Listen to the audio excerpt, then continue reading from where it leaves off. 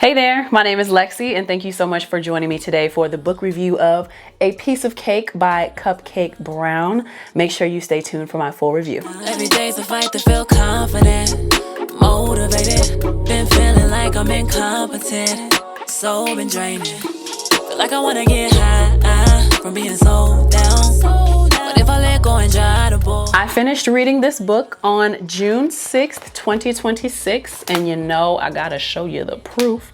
Bow, there it is.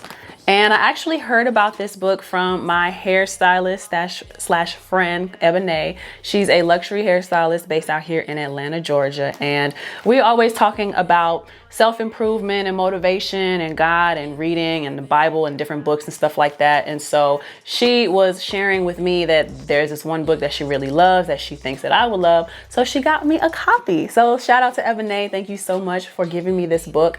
This was a really great read. And I'm gonna get into the basics with you. So this book, the full title is called A Piece of Cake, a Memoir by Cupcake Brown. And it was copywritten in what year? This book was copyrighted in 2006. The amount of pages, it's 465 pages. And this book has a chapter structure. So the chapters, they're not labeled anything, they're just numbered, but there are, did I see 51 chapters? Let me see, let me flip through right now. That's 50, that's 51, that's 53. Wait a minute now. So there are 53 chapters and an epilogue.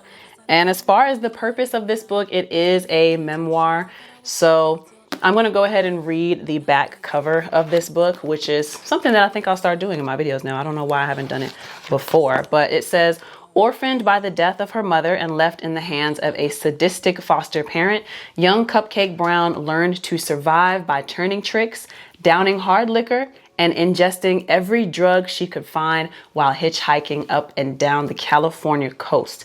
She stumbled into gangbanging, drug dealing, hustling, prostitution, theft, and eventually the best scam of all, a series of 9-to-5 jobs.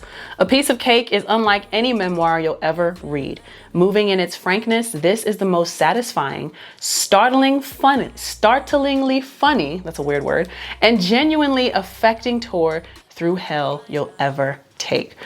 And yeah, that is very accurate. So the purpose of this book, it is a memoir detailing the life of Cupcake Brown. Now, unlike my other book reviews where typically I would give, you know, like a rundown of some of my favorite sections.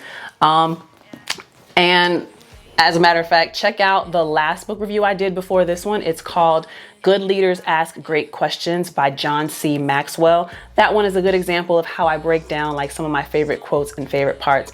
Because this is more of a storybook and not so much like a self-help or self-improvement type of book, I'm going to tell you about the story. The little excerpt that I read on the back gave you a little bit of that, but I'm going to tell you the story. So anyone who has not read it, if you are bothered by spoilers and like spoilers are going to cause you to not want to read the book for yourself, then I would highly recommend you go read the book first and then you come back to this video. But I am going to be sharing this book, its story, some of my favorite parts, some of the things that stood out to me. And that's how I'm going to run like, you know, my rundown, my favorite parts, the review of this book. So I didn't do any outline. This is just like off the top of my head, but all in all, this was a very good book. This was a very good read, very easy to get through. The chapters don't seem long. Even if the chapters are long, they are sectioned off into different dividers sometimes. So it's very easy to find a stopping point, pick up and come back. And the stopping points are nicely spread out. And it does look like a very big book. It is pretty thick and hefty, but this story, like this probably took me less time to read than other books that I've gotten through. It's been a while since I've read fiction or nonfiction of any kind in a story format. So this was very entertaining. And like the excerpt on the back said, I got to figure out what the official name of this is. But so Cupcake Brown is the name of our main character. She's also the author of this book. And she was 11 years old. We meet her at 11 years old, where she experiences her mother passing away. She's the one who finds the body. She calls her dad. She says, hey, mama passed away. He comes by, and then it's kind of just like a whirlwind of things that happen from there. So mother passes away. The person that she calls dad is not her biological father, but that's the only father that she'd ever known. When her mother passes away, custody, it's her and her brother, Larry. They are in a custody battle with their biological father, this man named, what is his name actually? I don't remember the guy's name. He's just foster dad or sperm donor. I really don't know. I forgot. But basically, the birth father, he ends up taking them. And because he thought he was going to get money, he knew that the mother left the kids some kind of inheritance of some sort. So he was fighting for custody because he wanted to get access to that money. But when he figured out that he couldn't get access to it because it was set up in a trust and they didn't have access to it either until they turned a certain age, then he gave them up to foster care. Cupcake and her brother, Larry, they end up in the same foster home with this woman named Diane. And she lives in this really big, nice house. It's described as very clean, very immaculately designed, but the foster kids are not allowed in certain areas of the house. They're forced to clean all hours of the day. They are not fed properly. They have to ask for permission to eat, and they're abused verbally and physically. And it's just a terrible environment, basically, right? Unfortunately, this is where Cupcake's sorrows start. Her and her brother were not very close, so we don't really know what happens to Larry throughout the story. We just know that Cupcake is quite literally going through a bunch of hell. So she's at this foster home. She ends up getting sexually abused. She ends up getting introduced to alcohol by the person who abused her. And the alcohol, it takes over and makes it so that she doesn't feel anything. She doesn't remember anything. So in order to cope with her pain, she decides to forget about her mother. She decides to drink away her pain. And she decides, I'm going to do this so I don't have to think about anything. She ends up running away a few times. She ends up turning a trick, which is sex work. She ends up getting on all kinds of drugs. She ends up learning early on that nothing in this world is free. And we just follow her through her journey. Like, she ends up getting beat up in foster care. She ends up being starved. She ends up having to eat raw meat. And it's just a terrible, and like tormented by the foster mother and her daughter. The daughter gets treated very well, but the foster kids don't get treated well. And she's got like 5, 6, 7 foster kids because this woman, Diane, is just collecting a check. And it's terrible. So Cupcake is in this cycle where she's running away. They catch her. They send her right back to the foster home. Nobody believes her when she tries to tell them she's being abused. She just gets sent right back. So she grows distrust for the legal system, for police officers, for judges. She very much distrusts the system, doesn't like people in her business. They don't care anyway, so why should she let them in her business? But this cycle of running away and coming back, like eventually it ends when she turns 16. She runs away for the last time. Her uncle and her dad help her escape. And she ends up getting emancipated, lives by herself. And she is stuck in a series of bad relationships that do not encourage her to do any better. They are just as bad as she is. She's a party animal. She drinks, she smokes, she does all kinds of drugs. And one day she gets it in her head to where, and this is something that was very interesting to me because it kind of gets us in the mind of someone who is addicted to drugs and how they might think about certain things. One day she gets it in her mind. She has some party friends that she's always hanging out with, but she doesn't consider them drug addicts because they have a regular job. They have a regular 9 to 5. So she gets it in her mind. One of the ways that she tries to tell herself, I'm not an addict, is if I was an addict, I wouldn't be able to hold a steady job. And so she has not the best intentions or not necessarily the right thinking, but the thinking was good enough that it allowed her to hold down multiple like steady jobs, right? So she does some late work. She does go to school and becomes like a shorthand typer, like the people who do stenography, I guess. She learns how to do certain things for like law office. So she's able to get her way into law. She's not a great employee, okay? She's not a great employee, but somehow she ends up maintaining 9 to 5 jobs. And She ends up meeting a man named Tommy, who she ends up marrying him. And he kind of encourages her to do better, to maintain a 9 to 5 so that they can have a steady income of money for drugs. And that's the thinking that he gives to her. If you always have steady income, then you always have money for drugs. And so he's high functioning, alcoholic and druggy. He convinces her to apply to, a decent job to get paid. But they're no good for each other. They're toxic. It's an abusive relationship. Oh my God, there's another part that happens when she was younger in the foster moms, but I'm not gonna talk about it. See, she's with Tommy and they're not good for each other, and she maintains a 9 to 5, but she's not a good employee. She doesn't dress well. She doesn't take care of herself. And the addiction grows worse and worse and worse until eventually she like blacks out for a few days, I think. She just goes on like a bender where she doesn't show up to work and she passes out behind a dumpster, and she was like begging for money for drugs, or she stole the drugs or something like that. And she looked at herself in the window of a shop and she saw how she looked, and she finally saw like, wow, I look terrible. I look disgusting. Clothes tattered. They are dirty. There's dirt all over them. Her hair is all over the place. She might have had like dried blood or something on her face or somewhere on her body, and she just hated the way she looked. And that's when it finally clicked for her, like, wow, I might actually have a problem and I need to go get help. And so then the next part of the book tells us about how she goes to a hospital. She goes and does a recovery program, and she does the program. She comes out, she's 69 days sober, and then she convinces all of her friends it's okay if she has certain alcohol because it's natural wine, and that's a whole thing. How dumb it sounded to her, how dumb it sounded to her friends, but after, they all laughed about it afterwards. But yeah, so that is a very quick rundown, I think, of what this book goes through.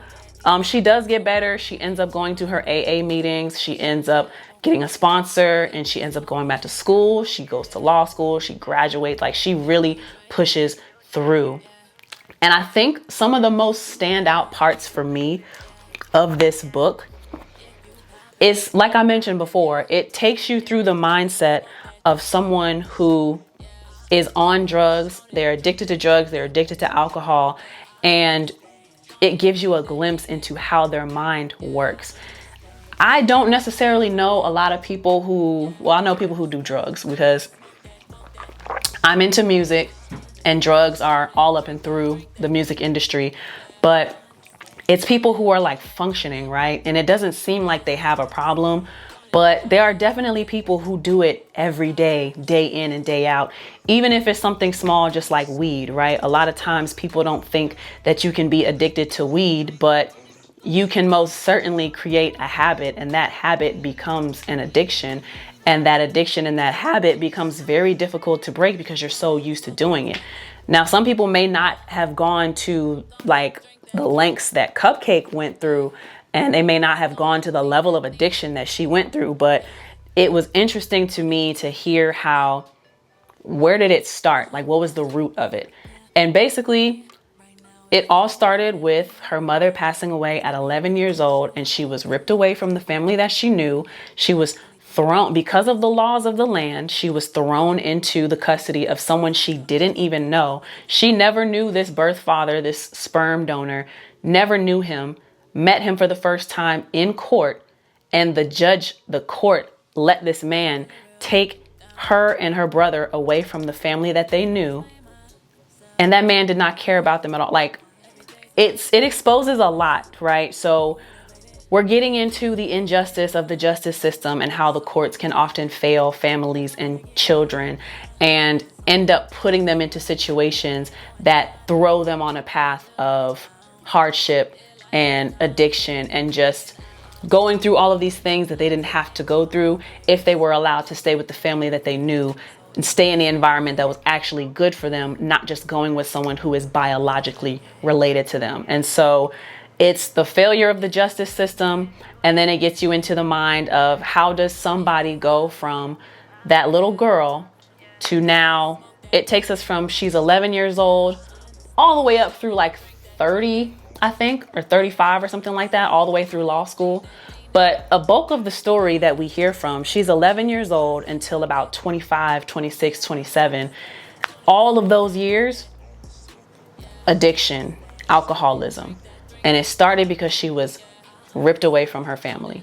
And then she was placed in an environment where people she did not know, did not care about her, did not protect her. Nobody believed her. Nobody saved her in the situation. Her dad and her uncle tried, and they fought, and they paid as much money as they could, lawyers and all kinds of things to get her back. But the rules of, they're based in California. The rules of California just would not allow her to go back to the family that she knew and loved. They kept sending her back to this foster care situation. So they would have rather thrown her in foster care than to have her in the custody of the family that she knew and loved. So again, another failure of the system. And because she's in a place where people don't care about her, things are happening to her. She's being abused. Her innocence is being taken away. In a childlike sense, right? That childlike innocence is taken away, but also physically her innocence is taken away. And she's introduced to alcohol, and that alcohol is covering up, is putting a Band-Aid, or it's putting a block on all of the pain she's experiencing. So then she learns, if I keep doing this, then I don't have to think about these other things. I don't have to think about my mom passing away. I don't have to think about how this man hurt me and tries to keep touching me. And she goes from one foster home to another foster home, and the man of that house abuses her. When she was with the first foster home, she ends up getting pregnant, and she loses the baby because the daughter of the foster mom and a few of the other foster kids join in on beating her up, and she ends up losing her baby. And that was a very traumatic experience for her. And when she goes to the new foster home, the man takes her to cheerleading practice, but he doesn't actually take her to cheerleading practice. Here she is having hope that she's in a better foster home, right? And she's thinking that she's going to get to do cheerleading or gymnastics or whatever. The man takes her to these cheerleading practices. He ends up making a move on her in the car. By then she learns, whatever. I get money, I get ice cream, whatever. So I guess this is what cheerleading practice is about. And then she goes from there. She does get to finally live with an aunt. She ends up getting into a gang. And that's the first time that she feels like people actually care about her. But it's not necessarily the best lifestyle to be in because it's gang banging. And she ends up she's still doing drugs, still drinking. It's a little more acceptable because everybody in the gang is doing it, right? But she ends up getting shot. Probably should have died, probably should have been paralyzed, but somehow she walks away. Somehow she gets out of it, and she meets her husband, Tommy. And it's just, man, there's so much that goes on in this book. It is a very good read. So those things stick out to me, is how does someone get in the mindset of being addicted, how the system fails them, both legally and when it comes to family affairs. And then, like I said, in her mind, she believed that if she held a steady job, there's no way she could have a serious problem because she held a steady job. Even though she wasn't showing up, she wasn't showing up properly. She wasn't keeping up with her hygiene properly. She wasn't taking care of herself. She was coming to work late. She had a bad attitude. She smelled. People didn't like her. People looked at her funny, but somehow she maintained a job.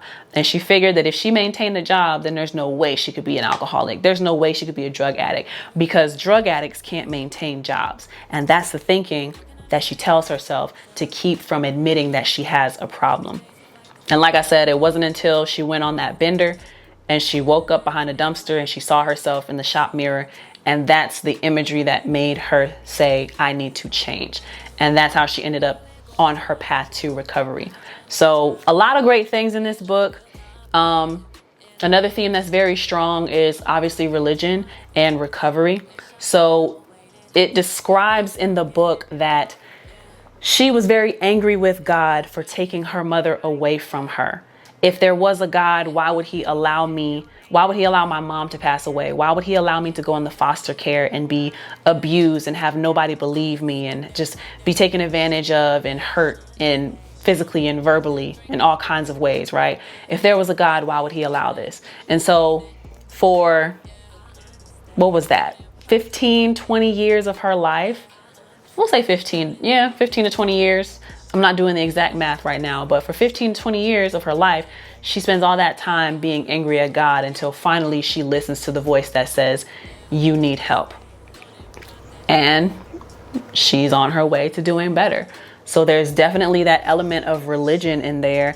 And then it's really cool to see how a community of people can gather around you and band together to help you when you decide to make the right choices. So overall, I think this book inspired me because it's like, you know, you hear other people's problems, and some people have bigger problems than you do. And it makes you grateful for the problems that you do have. But you see what somebody like Cupcake Brown can accomplish. She had done drugs for 15 to 20 years. She thought she couldn't do any better in life. She didn't think that she would be good at school because she never finished high school. She never went to college. But she completely turned her life around 180. Stayed away from drugs and alcohol. Did what she was supposed to do to stay clean. Got back into school, got her associates, got her bachelor's, went to law school, and she had a community of people around her to where once she was finally honest with herself about what was going on with her, and she was honest with people about what was going on with her, people, when they noticed her progress and they noticed that she was trying, they banded together to help her. So a lot of great themes in this book, you know. Like I said, I'm going to try to run through them again. There was the failure of the justice system and family courts. There was, abuse, how someone's mind works when they are on drugs, how they justify their usage, how they keep from accountability, essentially, because it takes us through the thinking of why some people don't acknowledge that they have a problem. There's God, because God brings her back and she starts listening to God. There's community. There's a sense of you can truly do whatever you put your mind to. If you decide you want to do it, it can be done. But also you don't have to do it alone. And there are good people around you who will help you along your path. You just need to be honest with yourself, and you need to be honest with the people around you. And God will provide those connections. God will provide what you need if you ask for help. You need only ask and then accept the help when it comes. And you cannot be picky about who the help comes from or how it comes to you. And it's just a really great book. A really great book. I very much enjoyed this read, and I hope that I gave you enough. I don't think I spoiled it too much. You really do have to read it by yourself to truly get the full scope of the story, because this is just a quick rundown. But all in all, like I said, I really enjoyed this book. Super easy to read, very conversational. She talks in slang. It's just like everyday conversation. And I love books that have a tone of conversation to where it's not a struggle to get through it. And I feel like I'm getting through it easily. And this book is definitely written in such a way. So I would highly recommend you read this. This is again called A Piece of Cake by Cupcake Brown. It says here on the back, Cupcake Brown practices law at one of the nation's largest law firms and lives in San Francisco. Visit her website, www.cupcakebrown.com. I need to actually check this out, because when did I say this came out again? 2000... I said, 2006, this was copyrighted. Wow, 20 years ago. So yeah, very, very great book. It's an amazing story. I would highly recommend it. And after I finished reading this book, I actually started getting out of a little funk that I was in for myself, because like I said, you hear stories like this and suddenly your problems don't seem that big. They don't seem that dramatic. When you hear about everything that somebody else went through, and all it takes is a decision. And then you make that same decision every moment, every day, every week, every month. And those small series of decisions turns into a lifestyle. And really, what excuse do we have to not be able to turn our lives around when you see someone who went through as much as Cupcake Brown did, and she really turned it around for herself? So very inspirational. I love this book. I would highly recommend that you read it as well. I gotta say thank you again to Ebony. She is a luxury hairstylist based in Atlanta, Georgia. She actually did my sew-in. I'm going in for a maintenance next week. Today is what, the 10th of June that I'm recording this? So I finished this book 4 days ago.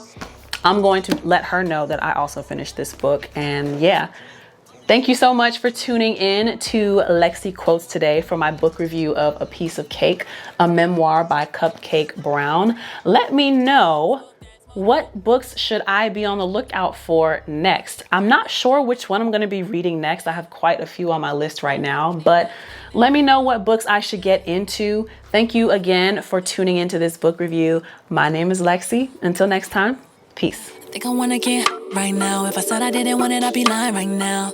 Used to be a goody two shoes. I thought I was too cool till life broke me down. Now the only thing broken down is my weed and the liquor when I pass around.